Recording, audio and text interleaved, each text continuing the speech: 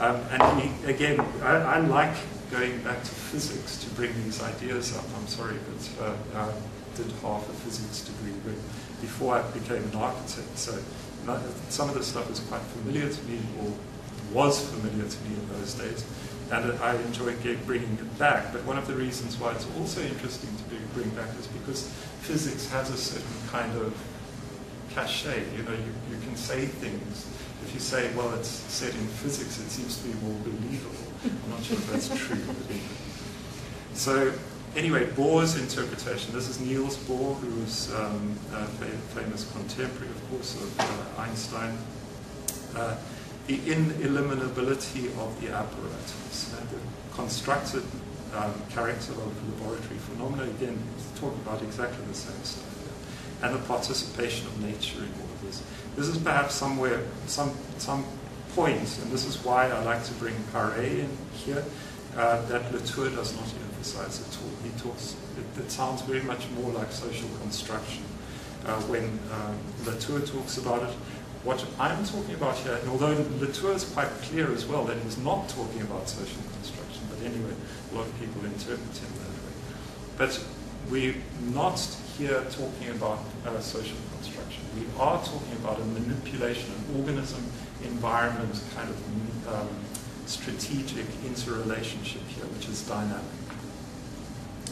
So the world is made manifest in this idea only in interaction with apparatus and people. In other words, the things that we see around us are actually a consequence of our interaction with apparatus.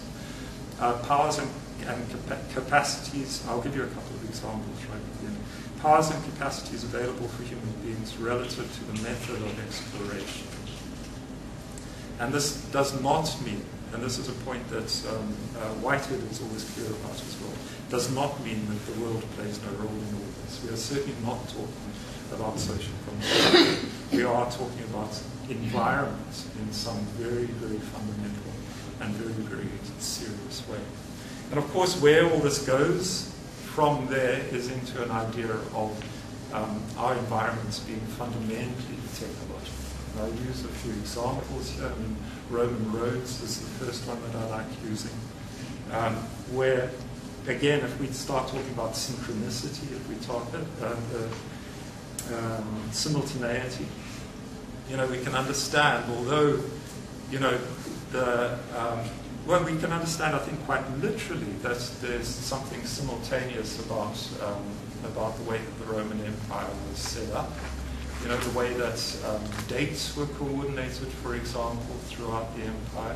The importance of the infrastructural technology in order to keep all that stuff apart. We didn't have instant communications. That's not strictly necessary for all of this in a conception where space and time are tied up together. Because space-time events overlap each other. And there's certain things that take a long time, and there's certain things that take a short time. We could say that this infrastructure here is a kind of long time object. It keeps things together over big expanses of space and, you know, big expanses of time as well. But in that empire there, things start to get coordinated and like to a terrific degree. I mean, where we start to get bureaucracies being formed, institutions being formed, language being spread, you know, and understandings of things being common in this particular infrastructure here. The other next example that I like using is the example that Karen Moore-Setiner has elaborated quite extensively, which is the financial trader.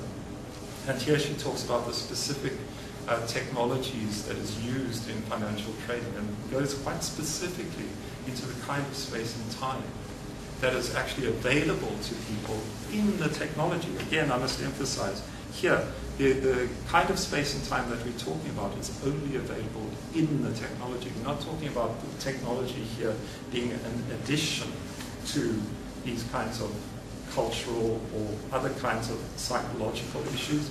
It's only available to us when we are in the technology.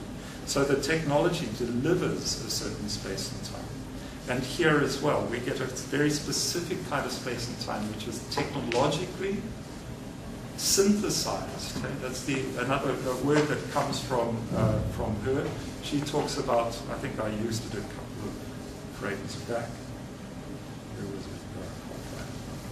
But anyway, what does she talk about? She talks about synthetic situations. The kind of situations that you're in when you're in that technology is synthetic. It's constructed in technology. And it's very, very specific. Okay? I've taken issue in the paper that I've sent into Footprints, which should be coming out soon, with the kind of smearing, if you like, of this effect around the world by people like Manuel Castells. Manuel Castells talks about the technological paradigm. The point that I make in that paper is there is no one technological paradigm. There are many technological paradigms, and they're all very specific, very situated, very tied to certain kinds of wiring systems, engineering systems, and so on, or to street networks or the rest of it. So there's something quite specific, something quite material about all of this stuff that I'm talking about here. Another example I like very much, which I do some personal research on, is the, what do you call it, the Hansa. Beautiful towns up there, by the way. It's very, very nice to visit. And about the kinds of technology, medieval technologies, that were actually allowed the Hansa League to operate as a simultaneity, if you like, or as an environment, a technological environment where things are in sync and where things match with each other. And everybody knows that this is not a kind of straightforward thing. There was a terrific amount of politics and toing and froing. There wasn't necessarily a kind of ultimate agreement on what the Hansa League ever was, but there was an enormous amount of discussion about that. And it's almost like that's all you need. You need people to be trading ideas, trading things, trading arguments even, backwards and forwards, across this technology for the space in it, and the space that we're talking about, and the time to actually